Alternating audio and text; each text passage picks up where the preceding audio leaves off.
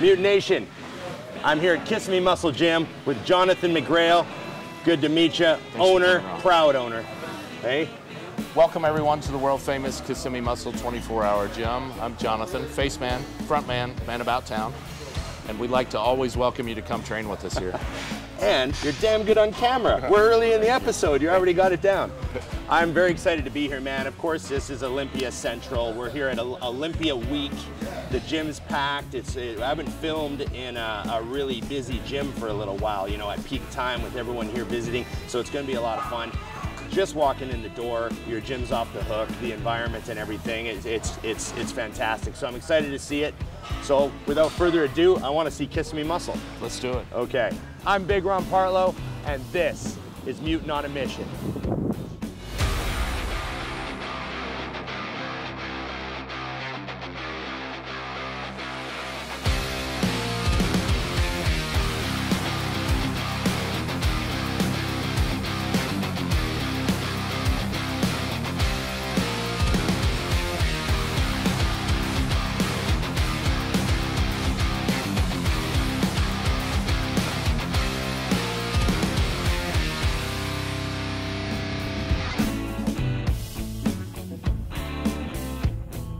So, man, you got a lot of stuff in here. How many pieces of equipment in this gym? So, I'm not even sure at this point how many total, but we like to talk about the 85 pieces of leg equipment. So if you come to train and 35 of your friends come to train legs, it's fine. You're still fine. Yeah. We've got about 22 linear leg presses. Oh, no way. 55 pieces of back equipment, 350 45-pound plates. Oh, nice. You should be all right to train. No shortage of iron. When I was 23, I was training at Gold's Gym in Springfield, Missouri with Chad Nichols, Kim Shazevsky.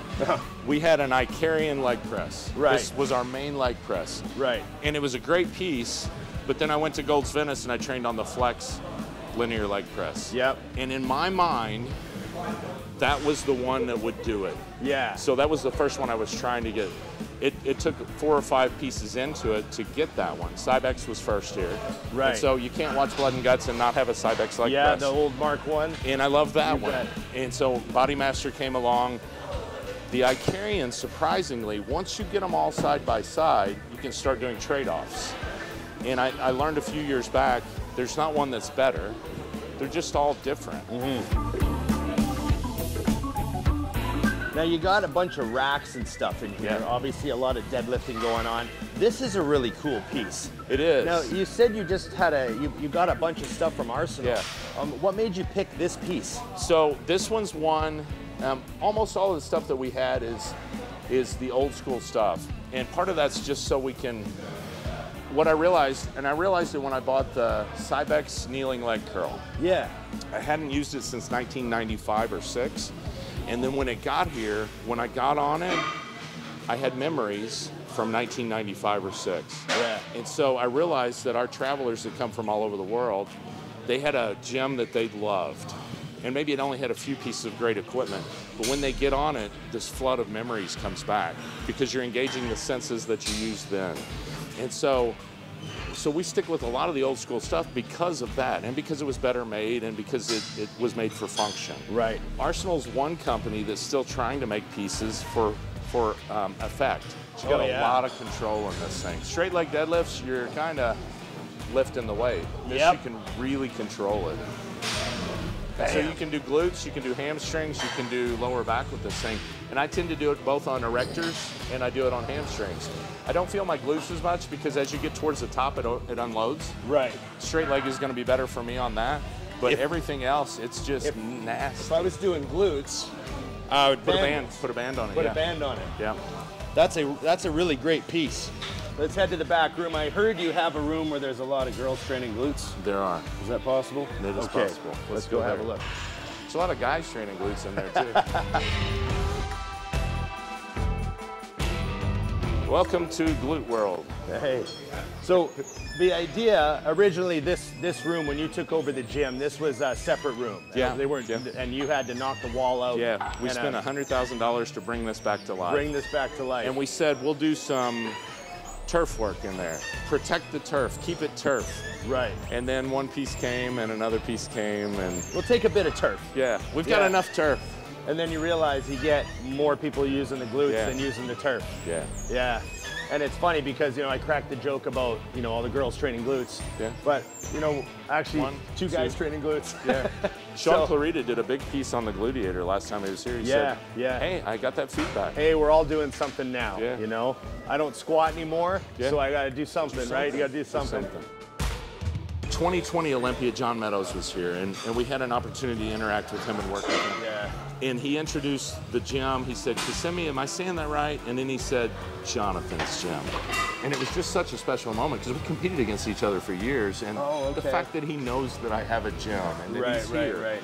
And he told me before he left, he said, you know, some gyms are about the equipment. Yours is all environment. And I was like, whoa, whoa, whoa, whoa, whoa. And equipment, right? Right. But he was right. Trumped everything. The environment trumped everything. Yeah. And so we went to work. And we bought 25 more pieces of equipment and switched out some of that other stuff. And that was before last Olympia. And then since last Olympia, we've got another 70 that we put in here to where now there's not a piece that I would willingly let go of. Yeah, yeah. You know, so we wanted to make sure that it's equipment. And you can have the equipment right. If the environment's not, it's a problem. Yeah. So we had Dorian Yates come in. He got here last Friday. For DY HIIT training. We all just went through the DY HIIT training, so I'm a little hobbly. I may never train again. A little beat up? A little beat up. My nervous system's fried. But he came by with Gal the first day and just played on stuff. He was here for about 90 minutes. And he said, Jonathan, this is brilliant. I love this gym. Two things make it perfect. Nautilus bicep machine, Nautilus tricep machine. And then he talked about 6 minutes about the angles of the tricep, which surprised me. I thought he was going to talk about the bicep. Next day, 12 o'clock, we finished the training. I said, Dorian, come on. This wasn't here yesterday. Okay. Well, you asked for it. So now you're going to show us? Okay. So here it is. Oh, there you go. I never know what to do with my other arm. Big man doing triceps. Karate chop. Ah. And you can keep this other arm under stretch the whole time. Right. You can if you want. If you want. Or you can alternate. Yeah. Or hit them at the same time. You could. Okay. And the chain, we all just appreciate how it slows everything down for everybody. It's almost like an isokinetic. She can only go but so fast. Wow, you are locked in. You cannot move. Your elbows cannot move. And you might actually get looser rotator cuffs while you're here. Yeah, I might actually become more functional by forcing positions that normal people can just get into easily. Keep your elbows in. Yeah. So you've got a bunch of great hacks here. Yep. And you were telling me that this is your favorite one? This is my favorite one currently. Currently. But this one's unique, and Jimmy and I really kind of learned this one together. The foot platform's elevated. Bodymaster made 3 different hack squats throughout their family-run business. They're the only ones that weren't bought up and sucked into something else. Right. They stuck it out and went bankrupt. Yeah. And the patents are still out there. Somebody ought to buy them and start making this stuff. Yeah. But this piece was the latest version that they made, elevated foot platform, and when I first used it, I didn't understand it and I didn't like it because it was different than this. Right. But what you understand, you have to watch the mechanics on it to understand it, and I'll do it again just to show. And it's all about where the knees go as you track forward. Because I was saying the platform on this one is actually past 90 degrees. It is, and it's further up there. Yeah. And so everything you do when you train legs, your knees go over your toes. Yeah. And then that's the direction that they go. And on this, you'll notice as you get to parallel, that stops and then it starts to go back because your hips are rotating around the knee. Because of the platform. So yeah, you've got knee rotation through the first 90 degrees, and then you've got a lot of hip rotation. Okay. And you can see how that impacts the hips and the glutes. When you get to about here, things start tracking backwards. Right. If anything, your knee actually drops back. It drops back. You know what I mean? And so show them how to unrack it too. Because a lot of people don't use this. Know how to. You lift towards you, and then out.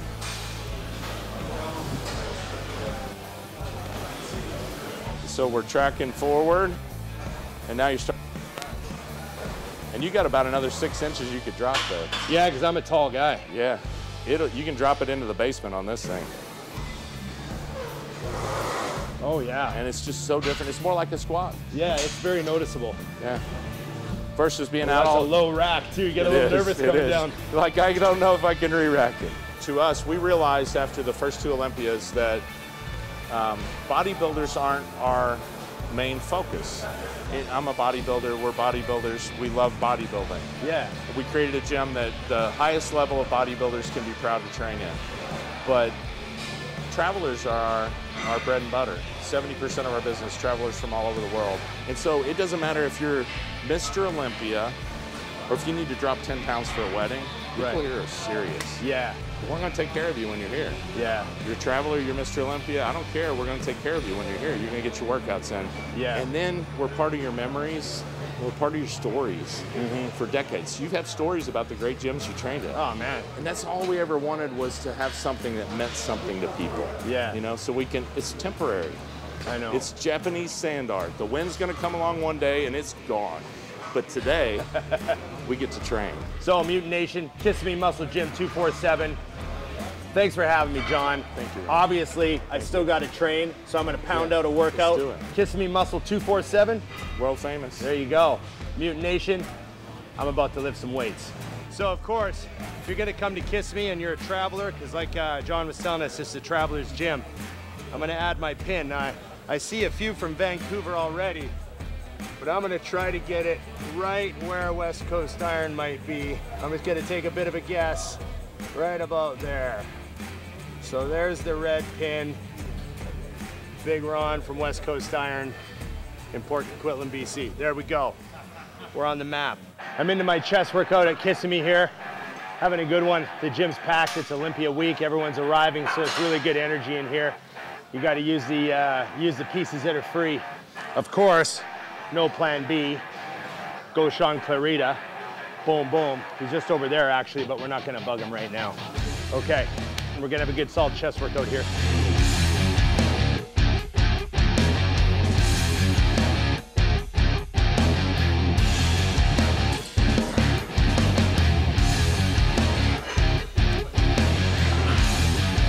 Real good sign when you get a good pump off your first work set. That's something that you should strive to get that every time you train. It shouldn't take you 2, 3 exercises to get a really good pump. If that's not happening, you've got something you got to correct, either hydration, electrolytes, diet. Make sure you're ready to train. I'm going to try to rest pause this and get a couple extra reps. So I'm going to go to that fail rep, and then I'm going to take about 15, 20 seconds rest. I'm going to try to get a couple more reps. Just a real simple rest pause.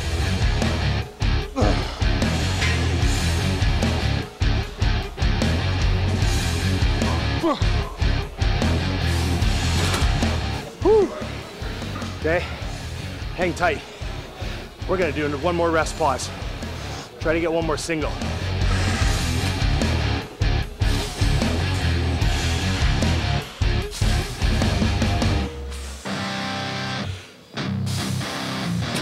There we go.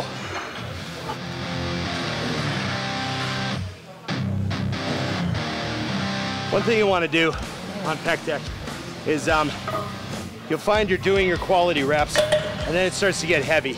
And what people start to do is they start to go like this. They start to kind of like try to finish the rep, but you're better off keeping your form really good and just letting yourself struggle against that fail point and then go back at it again. I think you're better off to keep your form and maximize the stress on the pec rather than dialing down the stress and, you know, bringing in other things. So that's how I do things on the pec deck.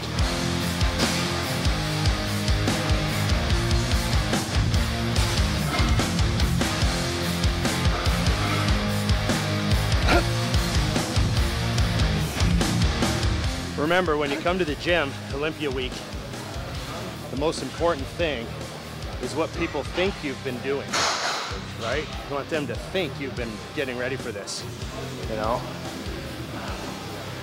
Okay, there we go. Is anyone looking? See, but it works, right? Because now I got a little bit of a bicep pump, a little bit, and now I'm walking around training chest. And I can just tell everyone else, just so I know that's how I look.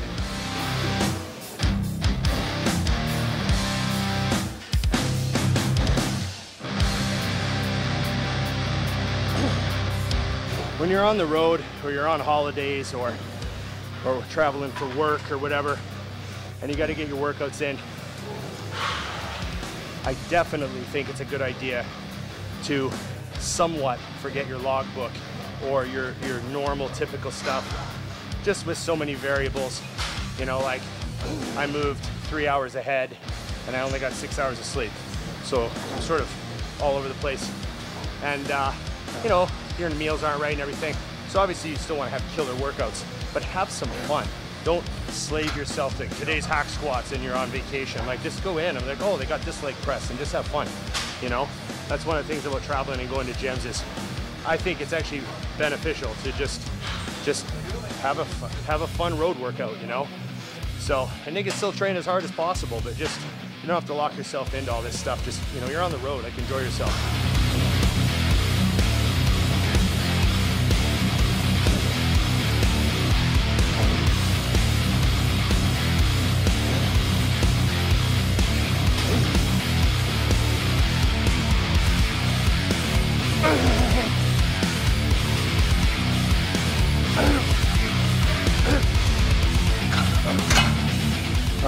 Boom.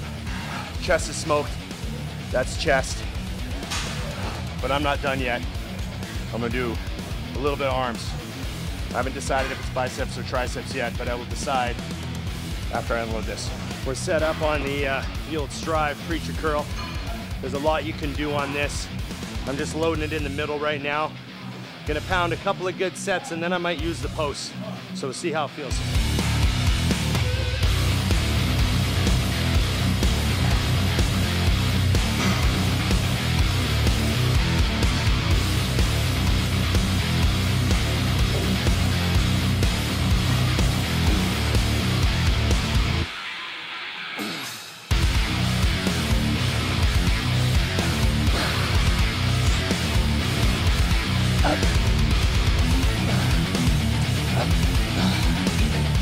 Anything you have to break form by 5 to 10% depending on the exercise, that's failure. So if you're doing your reps perfect and you have to, like, you know, put a little bit of body language into there, technically you're hitting failure. You know, and then how extreme that gets, it depends on you and the exercise. But keep it safe, smart.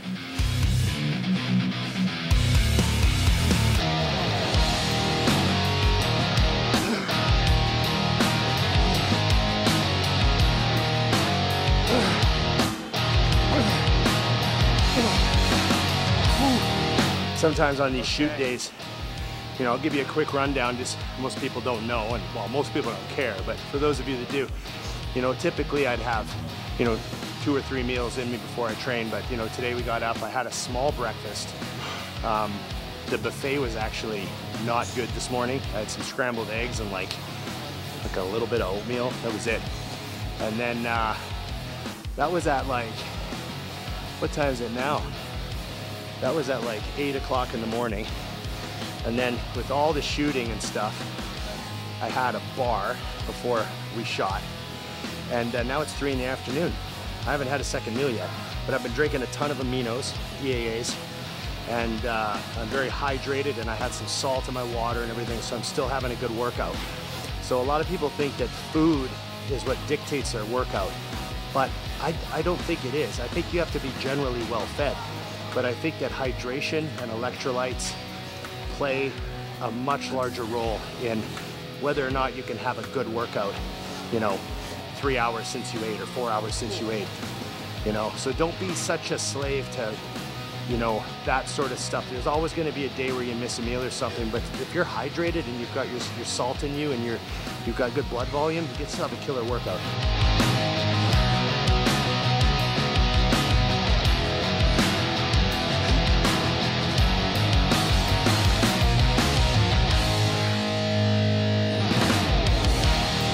Oh, nice.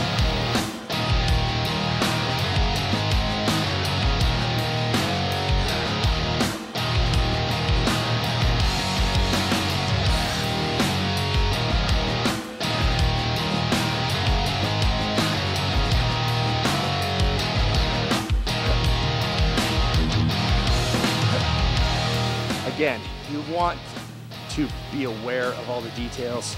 You want to pay attention to all the details, but don't be a slave to letting small details dictate whether your day's good or not. You know, just suck up whatever happened, get your workout done.